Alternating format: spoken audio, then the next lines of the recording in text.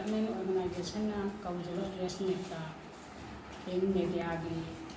Sai Housing and the Erotin Mediagi Sai Housing that in the Bakuna Mapo, Ikaiku, and I am a Kataka from the cell. I go in a sea Undona, Pantoxella, Piasmita, Adungai 1939 1940 da Manipurda Saktangri Hauda Tokiba Nupilan the Yaukidi Pangal Imasing at Matangri. Havidi Manipur Panganupi organization Singna 1994 the year Manipur Nupilan the Yaukidi Imasing Wikai from the Bagaloin and Nixing Bagitoram 12 December Laka, the Pampukuna Laki.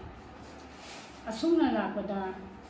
Pangal Imasing official report that Sunday Highway Ashigi by Kalaki.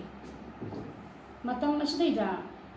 a queen Yamnanga Wafamama, Umdogi Tamoida, Howdy the day, Kaino Haikanda. Manipur the Labor Civil Society Organization Sing Manipur Gipaza Yambana Manipur Sarkana. Pangal Imasing a sea land from the Yam Patalas Yarami Highway, Mayek Sen Taki. Madugi Kudam di 2015 da akoy sarkar gi makhada pangthokpa State Nupilan Observation Committee na pangthokpa Nupilan thauramda Nupilan gi dharma bulli dharma sidaida pangan nupi amagi saklon yawali adugi rol yawali maduda pangan nupi sahaliba ima adugi mami Khedri Sabal Ekai dagi Jarifun Begum asumna 2016 da so Mahanga dum hai ba pangan PCK role hali akhoi na masle do umdona hangjani bo hangdi asuk yam na phajana sarkana aphong bada pangal imasing bu yam phajana ija tawna recognition pibai ba amaguna utli aduga official report te yawda base karam bo khallo no hai ba do akhoi umdogi maikai degi hangjani badi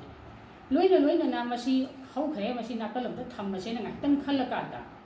2017 da Manipur da BJP le ngak lakhi aikoi ikai khongna da tiksaraba honorable Sri N Virendra Singh le ngak sila pa matam da so aikoi na memorandum pisin jaki matam da Nupilal Observation Committee sarkari ma makha da pangthokpa aikoi Manipur da leiba observation committee sina Nupilan pangthokpa thauram adai da aikoi honorable Chief Minister na yamna ngakna thamoi dagi tholakpa asengba warol amu oina phongdokhe wafamse ai ngasi phawba pangal imasing ase official record chande haibis ai ngasi dang United Manipur Muslim Women Development Organization na memorandum pisalakada khangni hana khangdi hai warol to asiga loina na ma na ibirami matamda handak ai khanglabni na 2018 gi observation nangnaba recognition pigani official report sangani habirabani asita natana aikoi Nupilan Observation Committee ga umdoga pau khaunaraga aikoi Nupilan da oromba ima sing adugi photo na singba piro aikoi observation chida ima mayam marak to phulhanjage haina masim pau khaunabadegi aikoi pangan nupi gi photo si kaya kapna dabani ni ima ani khaki photo phangi ima sarabi bi amadi ima khodi bi makoi ani sini yam themna hingauni bas ko haibadi Nupilan akon observation pangthokpa 1994 sida ima sarabi bi ni masa hingning na masa yauri matamda aduna sumai tawna akoi chi la photo si pisale photo si pisalaga ima mayam adugi marakta ikai khumna pada saru ya hangi ke aikoi yamna aduga Manipur da phomliba print media sina so yam mayap singna sibini sari waroi du ibiraki haibadi matamda da akoi umdogi thamoi yam sauthokjana yam penjaki haitare adugo aduga akoi yam thuna akoi honorable Chief Minister na tawbini haibani na thabak aduda khumang chawsin na bigi damakta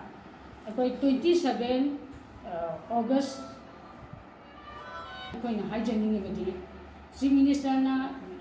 2018 2019 2020 masi mayam si sarkar gi achinba thabak na karina nanghobi daga so 2021 gi Nupilan observation asiti nanghanbiu nanghanbitaba yade haiba wafam do umdo gi maikai dege aikoi na Chief Minister gi thamoi sin sanjari